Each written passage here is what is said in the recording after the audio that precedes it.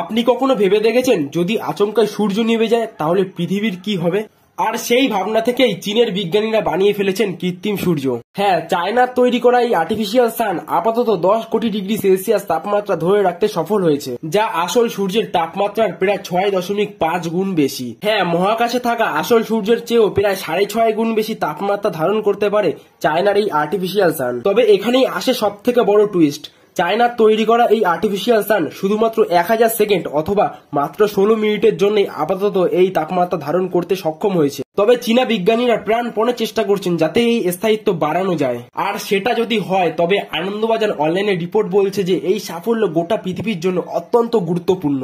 ভবিষ্যতে যদি সূর্য নিভে যায় সেক্ষেত্রে বিকল্প শক্তি হিসেবে কাজে লাগবে এই আর্টিফিশিয়াল সান। পাশাপাশি গোটা পৃথিবীর বিদ্যুতের ঘাটতি পূরণেও কাজে লাগবে এটি। চায়নার এই সাফল্যে নেটিজেনরা বলছেন এটিও তো সেই চাইনিজ মাল, আদতে কতদিন টিকবে তার কোনো ঠিক ঠিকানা নেই।